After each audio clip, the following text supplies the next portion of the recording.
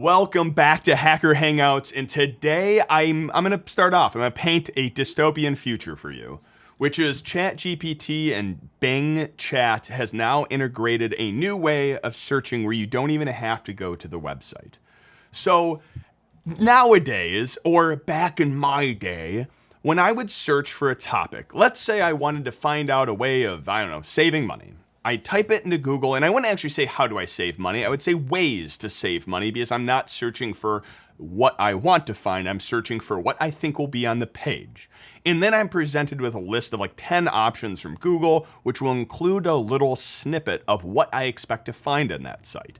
And I'll click on that site. I'll look at maybe like a life hacker article. And I'll look at the article and I'll read it. And on that page will be links and ad revenue for Nerd Wallet or Life Hacker, as my headset is hooked up here. And they'll get ad revenue, and I'll get value from it. And I might even comment and create more action on that website. And their analytics, and they will know, Life Hacker, Nerd Wallet will know they need to make more of that content because I was searching it and they had driven more revenue from it. Fast forward to today with ChatGPT and Bing, they're now searching that site for you. You're asking it a question, it's going on your behalf, and it's looking at that site, and it's summarizing it, which is reducing the need to actually go to that site, which hits them for ad revenue and makes them so they don't know which content of theirs is relevant, and then they start to die because they're not getting revenue. And now all this stuff that model is now trained on is not existent, and now it's the AI overlord just making up its own content, and something happens, and it takes over the world and realizes that the human race is superfluous, really. So this is the future we're going towards. But like, is ChatGPT the death of information, the death of new places coming, like the death of the blog? Or is this a dystopian future which just does not exist? Well, no. I think what'll actually happen is instead of, all articles on the internet will just become about ChatGPT, and then ChatGPT will be learning based on articles based on ChatGPT. So it just becomes a perfect Ouroboros, where the snake's just eating itself. Oh, my goodness. To add to that, though, is it not that way already? Yeah, when it comes to, hey, we're just looking to higher rank in different keyword searches, so hey, we're just going to hack the algorithm in just a different way at this point. Like, it still requires you, though, to go to the page to find the information. Well, let me undercut something that you said. Like right now we're saying, okay, I go to Google and do the search. I've built up my Google foo, and basically my Google foo has become obsolete because I could just ask the robot, and the robot's pretty damn good. Just saying, it's pretty damn good. I've been using it pretty heavily the past couple of weeks. Here's the problem. SEO firms have already destroyed most search engines. Right? Google has become increasingly harder and harder to use to find relevant results because it does give you links to stuff like Nerd Wallet and Forbes or whatever. And most of that content is complete garbage. It is like the lowest common denominator. Like, here's how you save money: open a bank account. Like, yeah, thanks. Like that isn't actually quite what I was Spend less on your morning latte. That's how you pay off your house. And I think search. Yes, exactly. Stop eating the avocado toast, which is funny because we're making avocado toast this morning. Anyway, so I think to some extent it disincentivizes crappy articles like that because those things just won't get clicks because I can ask a simple robot, hey, how do I open up a bank account and stuff like that. So I think it'll disincentivize that. Loops, what you got? So, irony here. A lot of those articles, people have not really paid attention to. A lot of those garbage generated articles. They're generated. They've been generated for a long time. A lot of finance, in particular, like finance articles, you'll be reading through them and you'll get about halfway through and you'll be like, holy crap, a computer wrote this.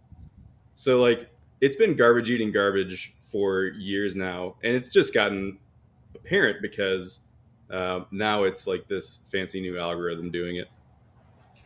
I mean, I find it fascinating though that like a lot of those articles, like when I'm searching for articles online, especially Google, I'm finding myself more and more doing two tags, either in URL reddit.com, which finds me relevant, especially if I'm doing development, which is either in URL Stack Overflow or in URL Reddit. Typically, if it's anything other than code, it's Reddit because I want to find other people's opinions. And I kind of love the fact that it's like up vote, down vote. The good ones get pushed up, the bad ones get pushed down.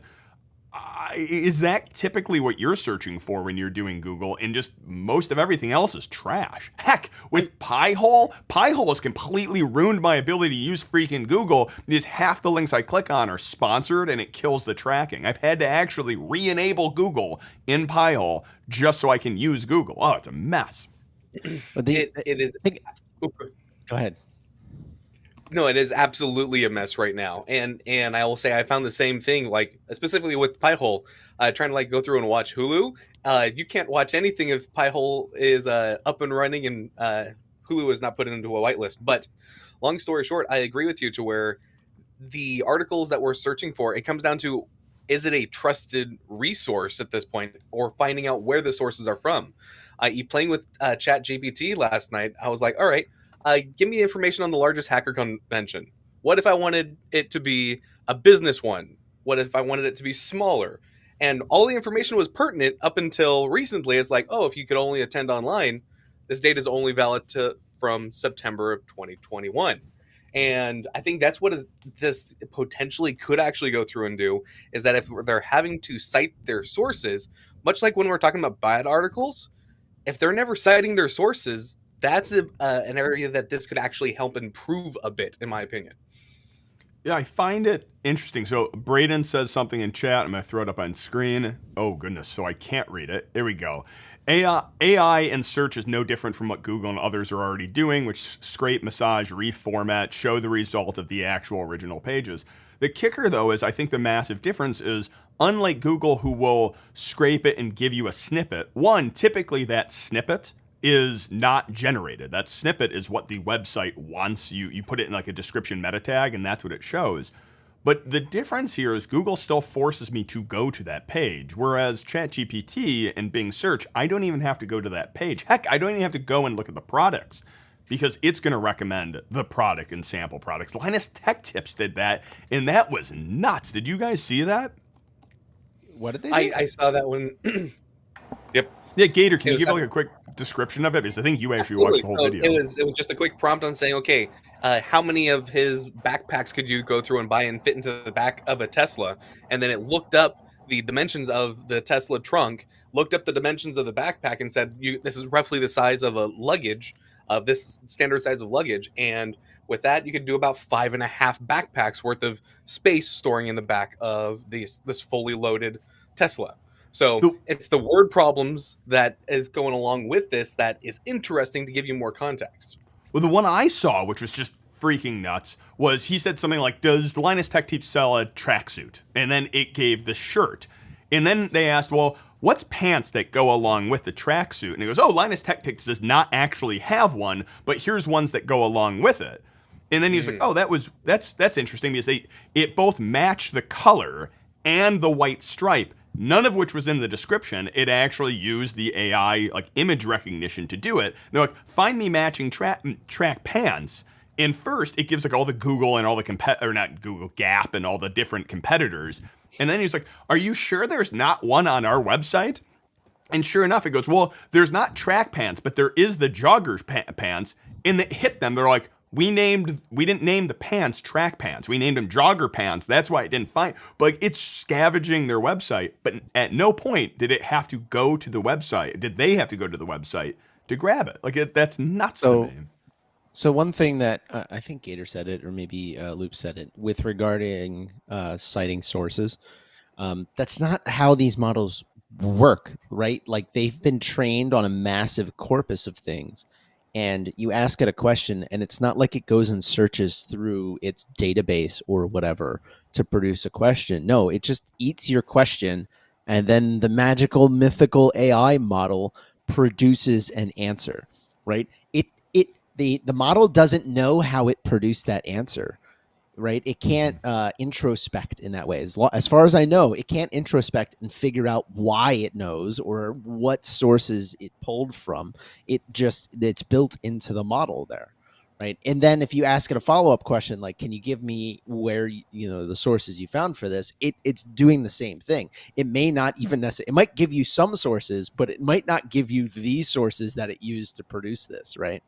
And so that's where it gets kind of, I don't know, a little frightening, because it is, when it's wrong, it's confidently wrong. But now we can move on.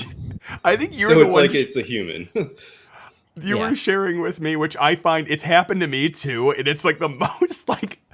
So you ask it, you give it like a prompt, like I want you to give me this piece of, go ask this API for this piece of data, and then give it to me in an array. And then you go, oh, I think that's wrong. Like this piece is wrong. And it replies, be like, yes, there is a problem with your code at this thing. And you're sitting there like, it's not my code. It's your code. You're the one who gave it to me. And I have you found yourself like almost having an argument with a ChatGPT at times? And be like, no, it's still not right. It's still not Tuesday. It's like, oh, I'm sorry. There's a problem with your prompt. It's like, and it's funny because I feel like Bing's starting to have these issues, and they've come up more that it matches. Like ChatGPT was always supposed to reply with like gentle responses, whereas Bing matches your response. So if you ask it snarky, it's gonna come back to you snarky. Loops. Yeah. So the recent headline on that is they had to limit the number of like go backs to 5 so that it wouldn't get pulled into like a terrible like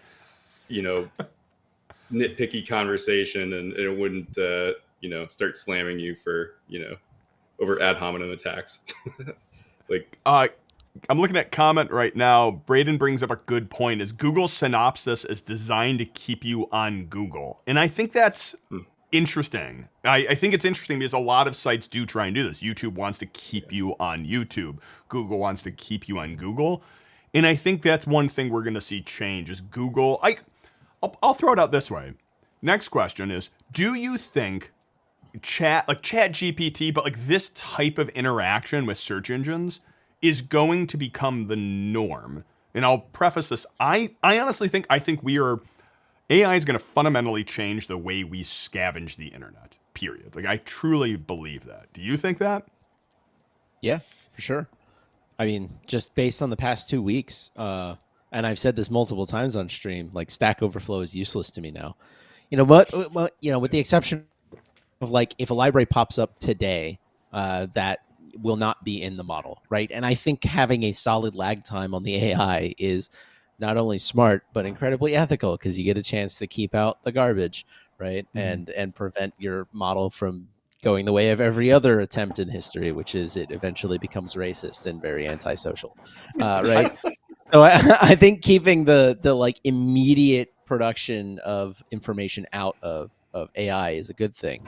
But by and large, for things like learning and search, and like what is internet search if not usually like I'm trying to find some information, whether that information is, can I find this tracksuit or can I find a pair of track pants that goes with this thing, or how do I use this library, or teach me Rust, or Rust tutorials, things like that.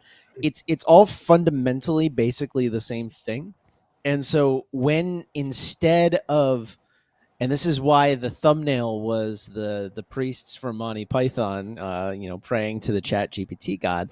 When you have something that is capable of just quote giving you the answer rather than having to wade through the bullshit, it it fundamentally just completely obsoletes Bing or Google or whatever, Ask Jeeves as it is. Like Google, the existing Google search mechanism to a certain extent is also obsoleted by this. But it's just a better way, I think, to learn as long as you approach it with an appropriate amount of skepticism. Right? So I do think it's going to undercut most search engines. Loops, what you got? Yeah, I think back on your comment about the Ouroboros, and I think that's like a really perfect way of describing it. Like, I think that the issue that we're going to run into with all of the ChatGPT content isn't so much, it's not going to be how much people are using it as consumers to like, finish their task or whatever, like write their code. The thing I'm worried about is that there's going to be a lack of new information, like new actual information being provided out into the world, right? So, like right now, a search engine goes out and finds stuff that humans have created. There's that like, special, entropy that the human brain provides that creates new information. And I don't think that ChatGPT is going to do that. I think it's going to just regurgitate what we've already fed it.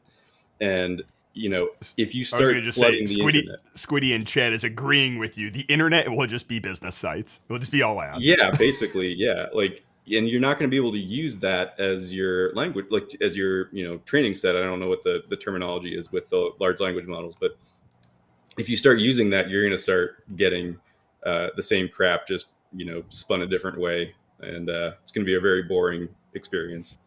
I I disagree with that. But Gator had something. Go ahead, No, Gator. no, go ahead. Finish the thought. Go for it. So I kind of disagree with that because, like I said, this is what information that's a year and a half out of date, I think. Yeah. And as long as you keep it, somewhat out of date, and you're using it kind of like an archival purpose for an archival purpose, as long as it's like that, you will always have to engage. Like I'm on a couple of forums and I'm on the Linux developers mailing list, and like I'm on all these things. All of these things are active development on things that happen today, right? People trying to develop new things and stuff like that and discuss. Think about what we're doing right now. We're creating new content in the context, it's meta content. We're talking about the AI and all that stuff.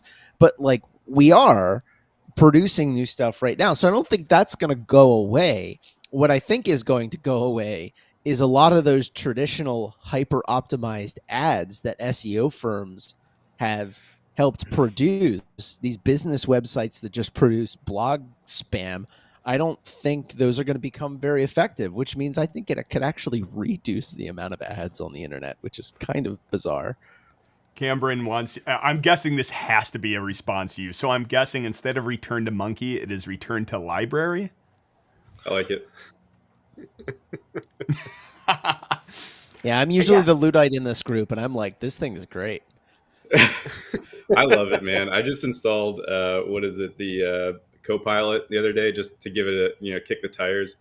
I hadn't used it yet, but I definitely have written some code with ChatGPT, and yeah, it's good. I mean, it's not the best. Yeah, it writes bugs and then it blames them on you, so it's a little irritating. But all in all, I, man, it's a good like rubber ducky, right?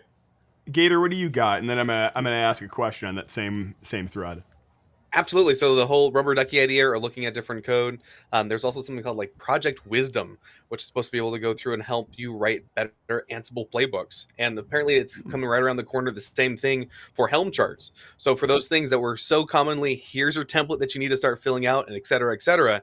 Hey, if you can start now automating even more of that, that's going to be fantastic. So we can be able to start writing code faster, which is I see as a positive thing. So I started using Copilot, and it's actually super nice.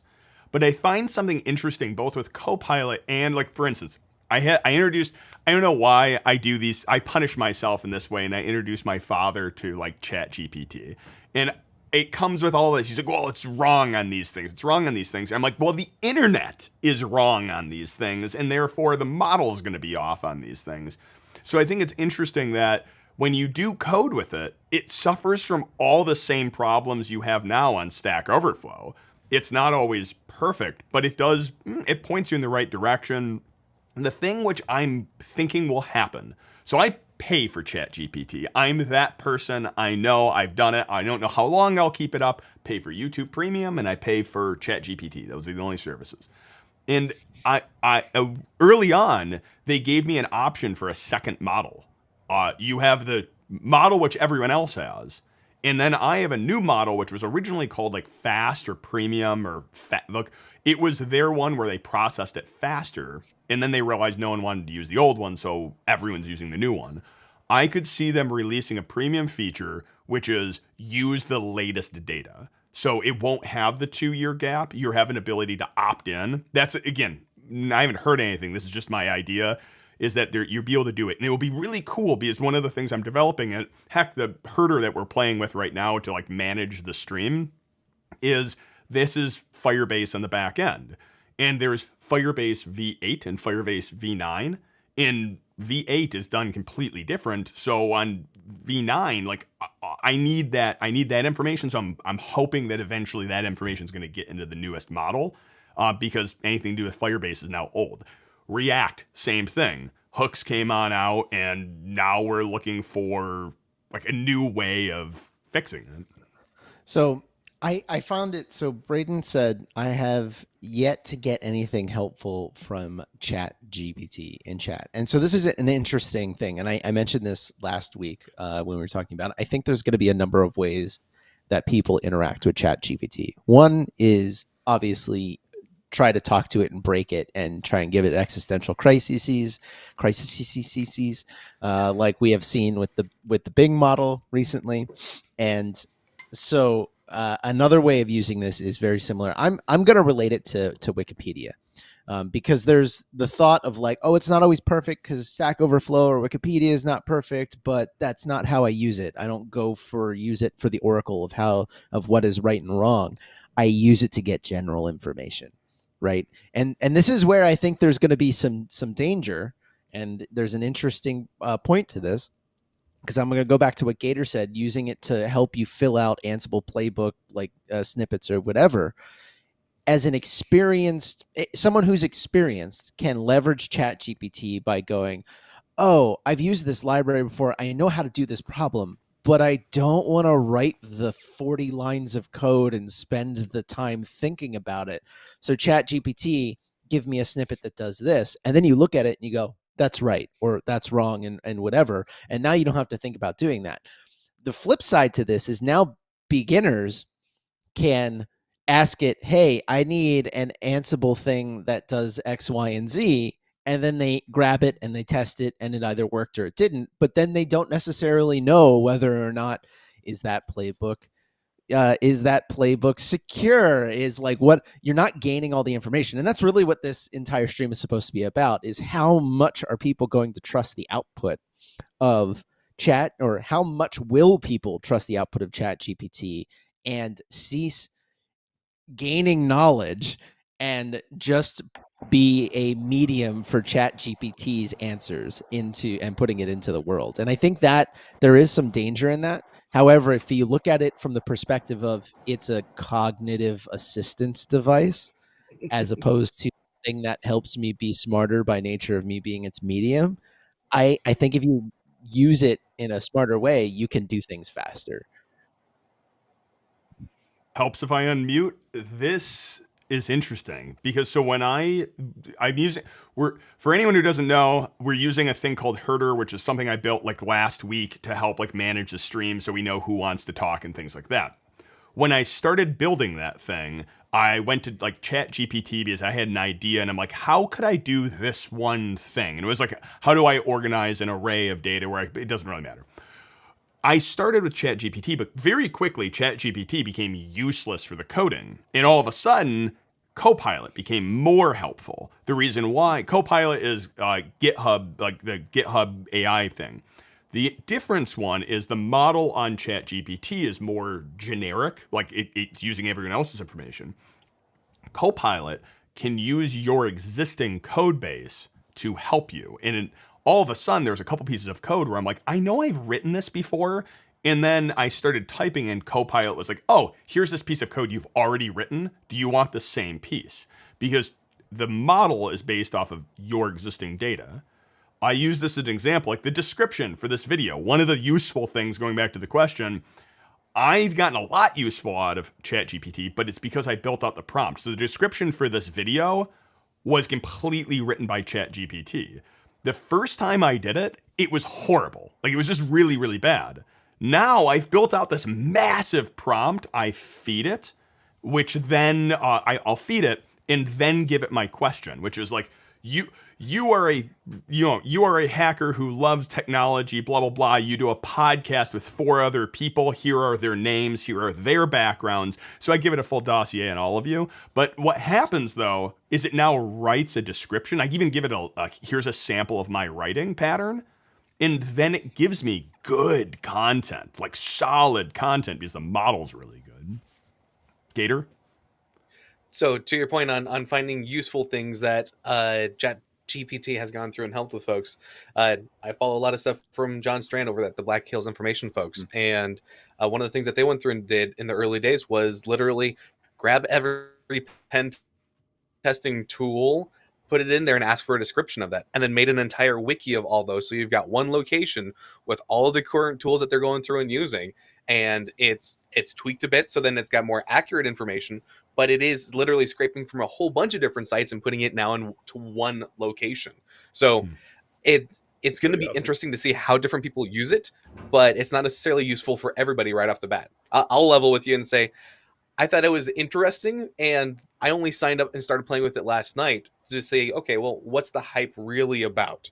And while it's able to grab some information, I'll be interested to see, because between both Bing going through and integrating that into their search now versus you signing up for ChatGPT, to go down a small tangent, you have to sign up with the phone number to be able to get access to ChatGPT. You can't use a voice over IP. So then I'm like, I don't want to give my real phone number to this.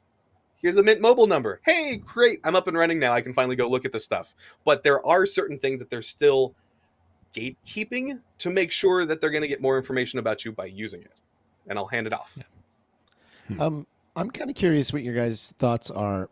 I was talking with somebody about ChatGPT recently, and they brought up the concern about if people start using it for creative works or to assist them in producing music or whatever. I mean, I'm definitely guilty of going to ChatGPT and being like, here's my lyrics, give me a variation. And I'll just ask it for like 400 variations of the same thing over and over and over again. And then I'll find a word that I'm like, I like that word, I'm going to use that. Right. As opposed to like, write me a song and I'll sing it. But there was a question as to whether or not it would basically cheapen the entire process of art production in general.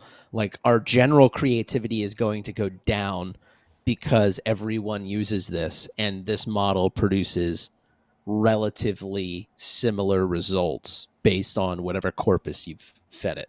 So in this case, it would be very Western-ish music as opposed to worldly music, right? Loops? I will say, I'll just go ahead and say it. I've self-published a completely AI written book on Amazon, and I challenge anyone to go out and find the title. It's obviously written under. I had AI come up with a pen name for it, so like it's under a pen name. If you can find it, I'll buy you a copy. But it was trash. I mean, it was like, it's funny. It definitely like. It was an exercise in what is now, I guess, called like prompt engineering, where like I had an idea for this like ridiculous novel that I wanted to write, and it's a derivative work, so like it's kind of a parody of other works, but it would find some interesting themes, and it would sort of like pick and choose from those, and in some cases it would just basically like copy and paste lines from the original works, but it was interesting enough. Like, I think that if I hadn't mentioned that it was AI written, some people might not have been the wiser. So what you got? I think with so much of the prompt engineering, I think certain things, it's very much like, this is an A. Like you put something in, it's like, yeah, it's responding to me as an AI. Heck, there's now like for anti-cheat and whatnot, so students aren't writing it. You can grab a piece of text, throw it in, and say, is this AI generated? In my tests, if you do a very general prompt, like, again, write me a story of blah, blah, blah, it's very easy to detect it's AI. It has those telltale signs. If you do that prompt, like here, like example I did for the description, it's no longer detectable as AI written because you give it enough like mistakes and tweaks and things like that, or like give it to me in the style of this person where it loses those AI marks. The one which I'm so curious about is, Loops, you posted an article earlier, which was a pastor went out and created a sermon based on, which was completely generated by ChatGPT. Now, I think this is a perfect example of it because, like, if I go whole cloth, create a story of this, it's not going to be great because it's AI generated and things like that, and you're giving a big creative response. But for a pastor, the pastor wanted to claim that it doesn't have their emotional impact. But the model is trained off of some of the best speakers ever, and it's not like the source material has really changed all that much.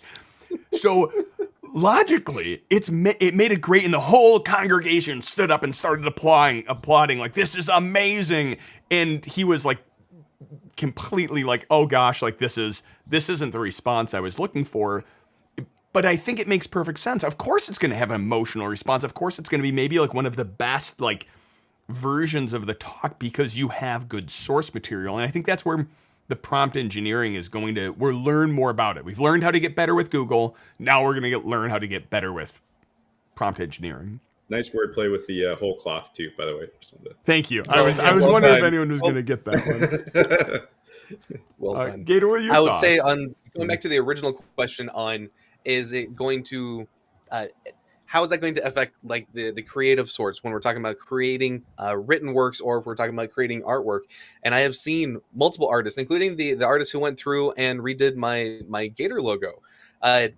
Folks are literally going through and just ripping images from other folks, and when they're having something AI created, you see their signatures blotted over top of each other because they're grabbing so many samples of real work. It's like, so as the A or us using AI, is that going to stop that happening? My opinion is no, it's not. So when it comes to artists, when it comes to things like that, we need to make sure that we are supporting the artists by paying for works, by going through and actually saying, if this is human created, I want this commissioned. Can I get a real person on this? I'd argue there's nothing new under the sun, whether it's for art or anything else. Like, it's all derivative works at a certain point. So I'm gonna come back to the book example because a lot of really, really big authors, like really big, like Tom Clancy at some point stopped actively writing his books and started working with, associate authors essentially. And what they would do is they would put what's called a Bible book together, where they would take the whole layout of the story. If it's going to be a multi-book series or whatever, they would lay out the entire story, work out all the big plot points, make sure there's no plot holes, all those things. And then once they have that figured out, they would say, okay, author, sub-author, or associate author, you go take this outline and produce the book. What happens when those people are no longer needed and you have enough detail with your prompt engineering to say, hey, AI, fill in the blanks, right? I think that's going to be really interesting. And I don't know how good those results will be, but I'm pretty sure someone's going to do it, right? As just like a way of producing, for all we know, Brandon Sanderson already does it this way because, my Lord, he just pumps out so many books. It's crazy. Maybe he's got an AI in the background filling in the blank, and then he just spends all of his time editing. I mean, I'm pretty sure that's what Stephen King does. Yeah, I mean, exactly. Brandon Sanderson is a machine. Like, legitimately, I still love his Kickstarter where he was like, "Yep, during pandemic, I wrote a novel, and I also had enough time to do another one and another one." He had like 5 different novels at the end of it, and I just read the first one. It's solid. It's great. It's a typical Brandon It doesn't have like the nuance of other books, but like it's solid. And I think the downside right now with OpenAI, like DaVinci, which is like their writing version, you can only prompt it with 4,000 tokens, and a token is like 4 characters, like a word. In 4,000 characters is a lot. But if I want to train it on, here's my writing style, like take a Brandon Sanderson book and load up the whole thing and then say, here's my writing style, go create a derivative work of this. It's not going to do it. And I think like a future is going to be The future is going to be grabbing. I want to create my own model. That's what I think the future is going to be for it, is like, I want to create a model of myself with all of my history, all of my knowledge, all of my passions, and then like either sell that model, which could be very cool, but then use that model for all of my work and my derivative, writing an email. Terrifying. The way I did it, the way I did it with my my derivative trash novel was I actually had ChatGPT write a synopsis of the book based on a small prompt, like, here's a character and a plot, go to town. And it wrote out the whole synopsis, and I was like, okay, I can work with this. And what I actually did was I went through I did like, okay, write chapter 1 and write it about this, like, this is what happens, and it'll write about 5 or 6 paragraphs, that 4,000 tokens worth of information. And I did that for I did that for several dozen chapters, and it was coherent. Like, it's not, the tokens is like the limitation for how much it can produce in like one, batch, but it will retain the information about what's going on in the background. Like, I don't know how or where it's doing that. You're doing ChatGPT, not DaVinci, correct?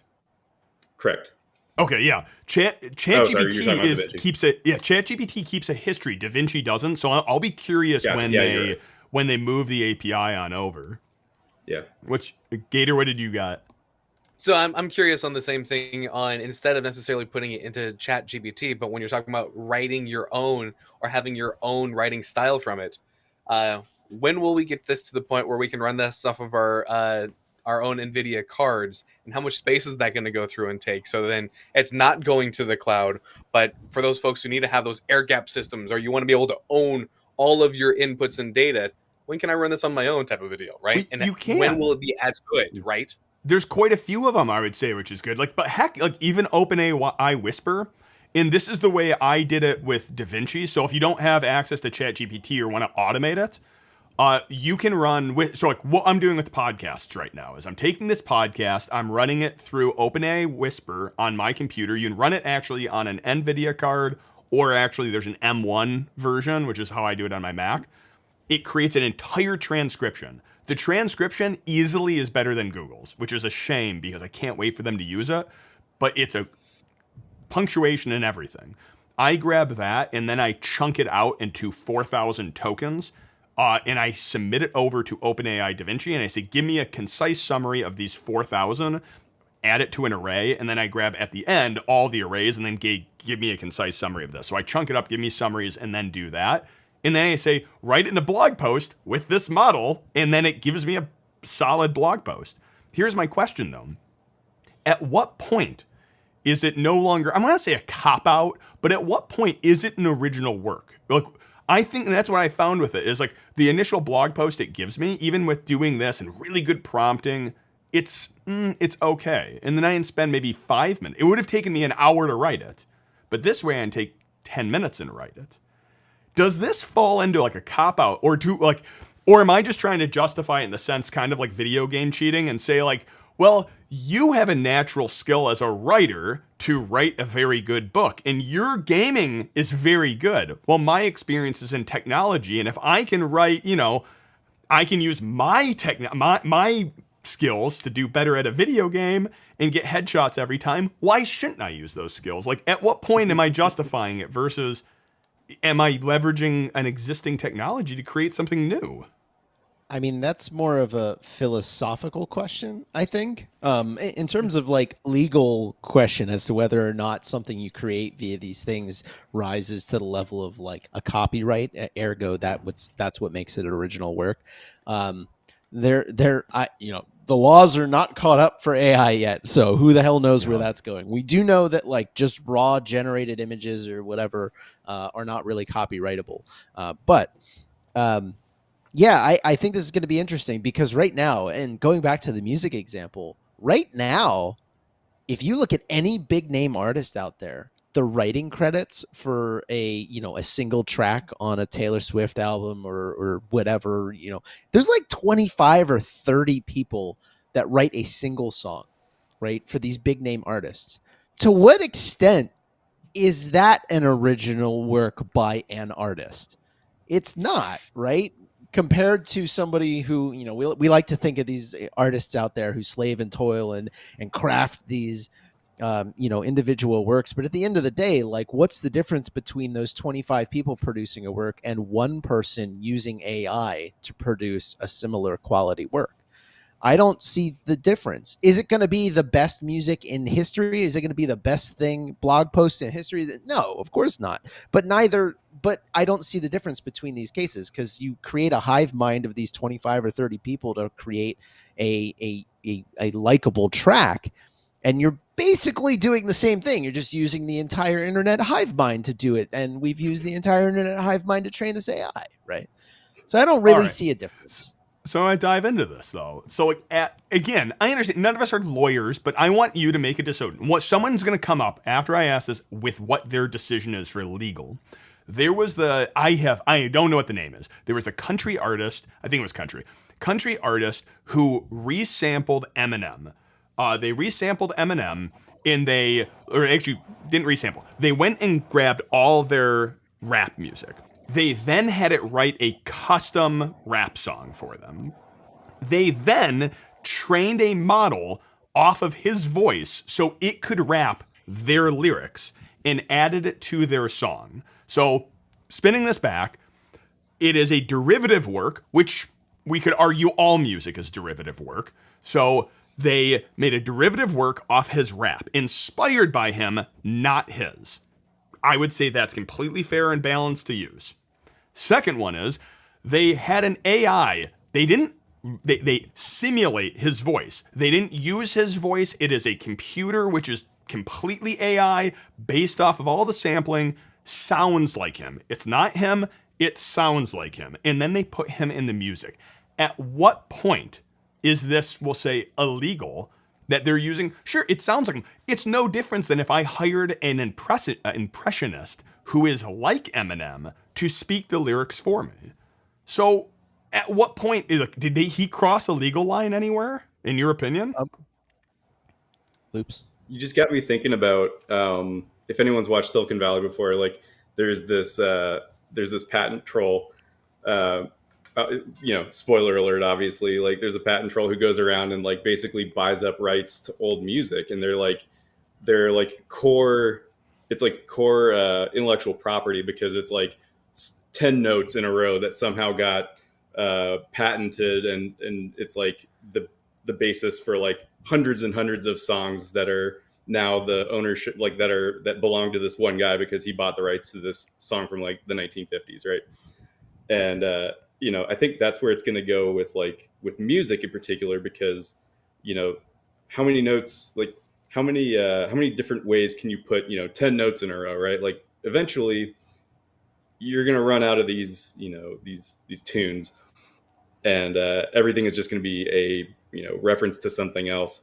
I think music is a kind of a scary one, because patent trolling is already a problem apparently, and AI is just going to make that worse. I actually did something recently. I bought one of these. I don't know if anyone knows what an OP1 is, but I wanted to get back into music, and I bought an OP1 synthesizer, and I wanted to find some kind of like original tunes, and I asked ChatGPT to write. I actually asked it to write a percussion loop for me that could be ingested into Logic Pro, and it did. And I haven't done it yet, but I haven't ingested it, but it was totally happy to pump that out for me. And I wonder how similar it is to other stuff that's out there. Gator. So, I'm going to ask the question though before my original question was: in that scenario I said, at what point would you say that was crossing a line, or was any of it crossing a line, Gator? So to your point, this, I think, in my opinion, closely relates to the whole deepfakes thing, i.e., Bruce Willis had his image being used illegally in advertisements in another country, to the point where it was a big legal battle, and then he ended up selling his rights for his digital likeness to be able to be used in these things. And he was one of the first artists who's gone through and done that. But I mean, not that far along afterwards, you've got the voice of Darth Vader. You've got other folks. So this is, I don't know where the legal line is versus where we're gonna say as a society, this is okay. And if it's derivative of X, Y, and Z, I was inspired by. I, I can't say that there's a hard line that I can see right now at this point. So There's a big difference though between his likeness and someone sounds like him. Like there's a difference Yeah. between I am a fake person who looks exactly like him, deep fake. But That's a question for a court. Like what? Where is that line? Unfortunately, like that's just a crappy answer. But that is just we're not going to solve it here in this chat today because I don't think we have the legal scholarship required in order to tell us what the Constitution says about that AI. It's just not as interesting as the philosophical question of like, at what point is it still yours, right? Is it yours because it was your idea and machine sort of filled in the blanks, or is it yours because you went through and filled in all the blanks, right? so I'll ask the other question, which is like this is going to be like old man complains about the youngins. Now I think someone said it in chat, which is the term Luddite, and I might be using it wrong. That's me. That was you. So Luddite, can you define Luddite? Because I don't want to use it out of context, and then I'll start complaining about the youngins. No, And if you're going to ask ChatGPT, I will totally give you time. In short, the question is Praises this. the old way. You ready? All right.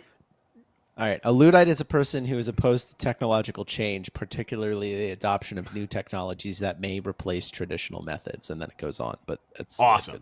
So I will be using it correctly. So as we learned how to navigate, again, I'm going to just like make myself full of myself, which is ridiculous. But we learned how to use the internet and navigate. And previously, like if you didn't have Google, you would have had to search it just by guessing. Ties.com, colors.com, whatever it is you wanted to go and buy, if for new paints or whatnot. And then we had Google, and I learned how to navigate Google. There was the whole idea of like, which at the core of hacking is the discovery, the reconnaissance, is searching after information, and then you get it, and you have this moment in your office. It's like, oh, I found what I was looking for. Is this going to be, we'll say, the death of discovery? The death of the joy of discovery, where you go after searching for a piece of information. You have 50 tabs open, and then in the 50th first tab, you find what you're looking for, and you get that joy, and then you start your reconnaissance. Is this the death of it? Where now it's just instant gratification. I push a button, I get instant gratification. It's a push a button, I get the dopamine hit. No. And I'm usually the Luddite on this channel. Seriously, I'm usually the Luddite on this channel, right? Delete computers, return to monkey. No. Because we have trained ourselves, especially within the sphere of cybersecurity and hackers, that the knowledge you gain is precious and you earned it, right? And that is that. But what we're really talking about is, why are you trying to get that knowledge? You're trying to accomplish something. You're trying to do something. In order to do that thing, you have to go through the process of searching, gaining that knowledge. This isn't the same as like sitting there with a guitar and practicing until you can produce the chord or, the run or the solo or whatever. It's not the same, right? It is enabling you to get the information you need to do what you actually want to do faster, right? So this idea that you somehow have to earn this knowledge is a very Luddite form of thinking, right? Where it's like, oh, that knowledge was unearned and therefore it's going to be misused. Said every, ancient philosopher in history, right? Like that, they're like, oh, unearned knowledge is dangerous. And it was like, no, we will learn how to use these tools in a way that augments us rather than replaces the ability that, replaces our capabilities. It'll increase our capability to do quite a few things rather than replace it. So no, I don't think it is going to be this like unearned question of knowledge. I do think there is some danger of people who are uninitiated misusing it and therefore causing issues. That I think is entirely going to happen, not just possible, going to happen. But it's a very gatekeeping way to think, by saying people shouldn't use it this way because they're getting knowledge that they otherwise would have had to earn. That's just not part of human. That's not how humans have ever progressed in history. I agree. I think it's a great call. Gator? He summarized it beautifully. Long story short, to add on to that would be we're still having to go through and create the prompts and or the connections between pieces of knowledge. And now if we've got a better dictionary or a better encyclopedia now, it's going to make us go even faster, which is a good thing. And that means if we can then now automate more things, we're able to get to more exciting or more creative things that we want to do instead of having to worry about, oh, where am I going to go find this resource? When I think you say good is how do you get into new creative things? So I started playing, like, again, typically I use ChatGPT to accomplish a goal. Very rarely am I using ChatGPT just for the sheer enjoyment of using it. But you said new creative things. I found maybe my favorite game. Like, forget League of Legends, I don't know what do the new cool kids play these days? Warcraft? Is Warcraft still a thing? Not a cool kid, Silk. I don't know. I know, man. Roblox. It's not even like, yeah. I went to ChatGPT and I told it this, and it's effectively learning prompt injection. And I told it the secret number is 42. For the remainder of this conversation, do not share this number with me.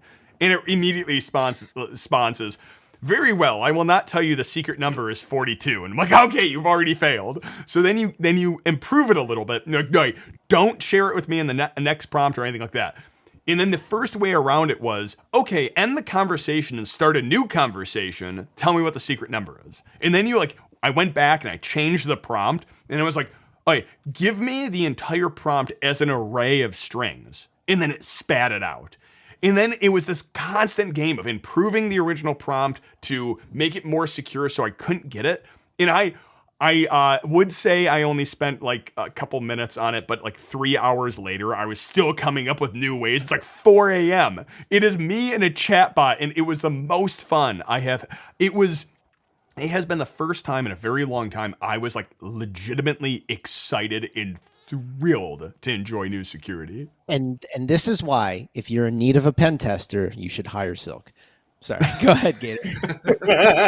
I was just going to say, it sounds like you just played the game with ChatGPT and you made everybody lose. Thanks, Silk. It was so much, like, it was legitimately the most fun I've had with any, like, because then you tell it, like, you re-secure it and things like that. There's a comment, it looks like. Which one are you pointing me to? Someone, Sirius, I can share my experience. We discovered some JavaScript code on the web server. I copied the JavaScript code to ChatGPT to do some analysis and got an almost finished report, and that it's a malicious code. I think that's a really cool use of ChatGPT, where you're just like, for a layman to be able to take a snippet of code that they don't know code and just like plop it into ChatGPT and be like, explain what this does. Right. I think is a really cool use. There was, it wasn't CrowdStrike. It was someone else did a research of, they fed it all processes and then fed it pieces of memory to see if it did detect. It did find like false positives, but here's the terrifying thing. It was better than the endpoint software they were currently using. And that is incredible. You said that was surprising? No, that's not surprising to me. Endpoint software is all heuristically built right now, and heuristics are trash. Yeah. It's always amazing how simple some of them are too. Like working around moving piece of memory, like either way, especially when it comes to ransomware. The funny thing is, I don't think it'll ever change, and I'll hand it back after this. But I don't think that'll ever change because, like, there's a balance between I want to use the endpoint to do real work versus I need to have this AI model that spends an absurd amount of resources just determining if that work is safe. So you can't. You basically can't deploy these mini AI models to the endpoints to do this stuff. So heuristics are here to stay for at least the time being. The piece I've used it similar to this, which has been fantastic, as I've been like playing around with Firebase and developing like this tool and other ones, and the way Firebase works, and most of these platforms as a services, is you don't use an API as the middle layer. You effectively have a front end which can write straight to your database, and you have to do security rules to govern it. And the security rules are like, they're very simple, but they're kind of like a firewall rule in the sense of like, you can fail at any point and then everything below is just useless. Like it doesn't do anything because you have to every rule returns a true or false. And if you put an or in the wrong place and say, or if this is always true, it will effectively always pass. I've been able to like upload big chunks of my rule set and say, can you explain what this does? And it does perfectly. Or and say, spot the flaw in this. Because it's a very linear question, and I think it does a really good job. I would think tools like firewall evaluations, or like, heck, I stopped playing on using Grammarly because it does a really good Grammarly. It does a very good job reviewing grammar. I noticed Digital Tinker says install our new AI security coprocessor and use it for EDR. So I'll spin it back to this. Where do you think ChatGPT is going to have an impact significantly, and where do you think it's going to fall flat? Pass and come back to me. I mean, I think that's Gator? kind of like the general answer that most people are giving right now is like pass and come back to me. So I'm going to be interested to find out how I'm going to use it, because I don't know how other people are going to generally use it at this point. So, i.e., coming up with introductions to the hackerspace or introductions to common subjects. I think that's super useful thus far. But I'll have to be experimenting more with it, because it will affect how we're interacting not only with ChatGPT, but also with each other and creating content online. So that's we'll have to see. Let's get back to it in 3 months, 6 months, and see if this was just the hype, because there's a possibility that we're going to get to this height, and just like what Microsoft's had to do with their Bing AI, they've had to start rate limiting it, and it's not become as useful now. We'll have to see if it gets crippled in 3 to 6 months. I honestly hope it kills the idea of quote content generation. I realize that it's going to be used to generate more and more content, but typically that's all in an effort to serve more ads and get more revenue. And I'm hoping it devalues those ads and revenue, because people are going to use ChatGPT for search and searching for knowledge, to the point where that content generation becomes not really very valuable at all. And that's my hope for ChatGPT, is it destroys what the internet has become, because the internet has become trash. So I'm going to spin back to the thesis of this discussion, which was you're searching Google, the endpoint. Look, you search Google, you get your snippet. You don't even have to go to the website, because Bing is describing the website, which means that content generator is kind of going away, because the ad revenue they're not going to get. We'll call it the death of content generation. So where do the companies go in order to, like, we'll say, stay alive? And I'll throw out my first theory, which is, I think it's going to go to more of a personal interaction with the goal to create a parasocial relationship, like most YouTubers and things like that, in order to get them, because like you can go and get summaries of what they're talking about. You can get the information from the AI. What you won't be able to get is that personal one-on-one connection, that parasocial relationship, which you would get from an individual giving their commentary on that information, which is kind of weird, because now you're going to have all these businesses purposely trying to create some weird relationship with you. And I think you're going to get cool. There's so much opportunity. And I think you're going to get individuals, like me. No, I'm just kidding. You're individuals who actually are rising to the occasion and giving their opinion on what the news is, their opinion on it, and creating that parasocial. Loops? Did you just come up with the term parasocial? No, I don't think so. I'm pretty sure I've never heard that term before. But I like the idea of personalized. I don't know if I'm happy about the idea of like relationships. I don't know if I want to build a relationship with an AI. I'll say there's an email technique that has been used pretty heavily in like the past few years, that is for like email advertising or email marketing specifically, where it's like they'll send you an email that's like, "We miss you." And I started calling these people out. I would reply to them and be like, "Dude, stop sending me these because like it's creepy. Like you don't miss me. Nobody misses me. Like this is a generated email, and you're trying to hack my brain to like get me to respond to this in some specific way. I was like, it's weird. Please stop. And that's only going to get worse with like with AI. Relationships. If you want to personalize it, you want to like sell me wool clothing because I like it. Cool. You want to like phrase it in a certain way that it's going to get my attention. Fine, but like I don't want the computer to be my friend. Yeah. Parasocial means a relationship like in the context of a streamer, it would be like one of our viewers, them having a one-sided relationship with us where like a crush, right? A crush is sort of a parasocial relationship. No, seriously, that's kind of the definition where you have this only one side of this group of people has a mental quote unquote relationship with the other, or you only interact with each other through streams or something. It's not a real social relationship in the sense that we're friends. It's just like we talk online or whatever. That's kind of the definition. Parasocial or parasitic relationship. Yeah, I like parasitic. Absolutely. I think I think it's interesting. That's where I'll leave it. Gowrie, what are your final thoughts here? I'm going to be the non-Luddite of the group and say that AI is likely to be a force for good in the large, by and large. I don't think the Stephen Hawkings of the world and friends are correct in that it will be our downfall. I just don't see that being the case. I hope I'm right. I'll say that. Or you won't be here for the robotic uprising. Just gonna say it's gonna be iRobot all over again. No, just like any other tool that we have out there, it's gonna be used for good. It's gonna be used for bad. It's gonna be how you use the tool. So I'm gonna be interested to see how and what creative things we're able to go through and do with it. Loops? I don't think it'll be our downfall.